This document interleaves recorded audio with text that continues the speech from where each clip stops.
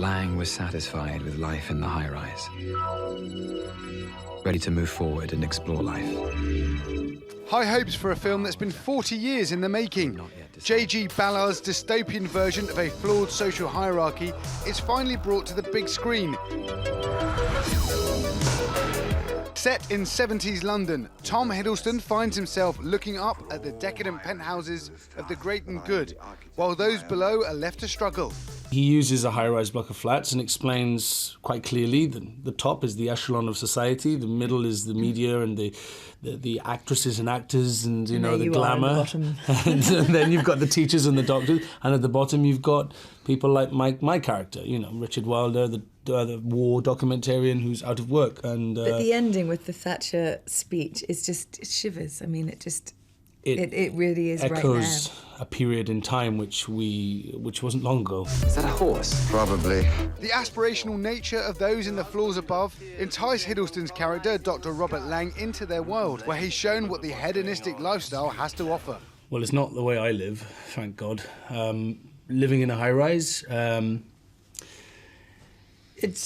don't know. I think he was looking at the future when he wrote it, and I think he's described what, you know, the existence of living in a high-rise block of flats can actually be like, where you can go to the gym in the apartments. You know, you possibly can get your food delivered nowadays. You don't really have to leave. So it's sort of a way a lot of people live. Not surprisingly, the status quo soon takes a turn, and the ideals of the high-rise start to come crashing down. You built all it. How's the high life? Prone to fits of mania, narcissism, and power failure. Despite being written 4 decades ago, the actors can see similarities between Ballard's story and the social issues of modern life.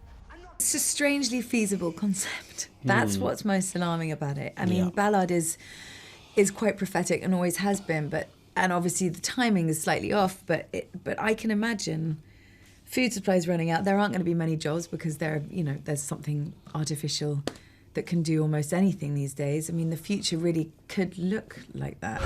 You don't know how things work around here, do you? I'm a fast learner. The complex themes and narratives took their toll on those involved, but working in a creative environment helped raise their game. Perhaps you're right.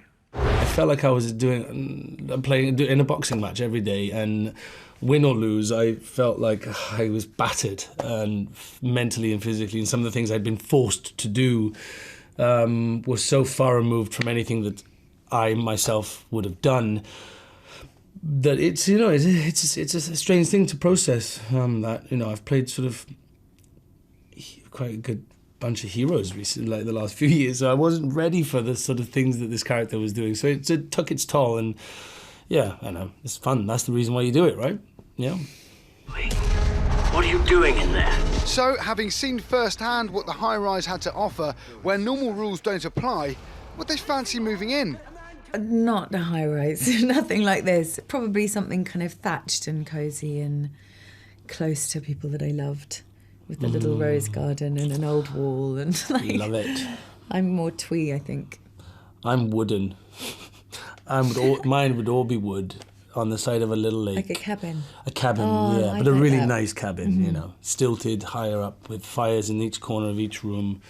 Yes, A horse I'd have lots at the of fires. back. Yep, And maybe some chickens and a goat. and a pig. Not too close to my family, otherwise they'd all want to visit every day, but, you know, somewhere Veggie away from patch. everywhere. High Rise portrays a world which quickly descends from civilization to tribalism, and the roller coaster its inhabitants go on, with one lasting message that what goes up must come down. Adam Reed, TRT World.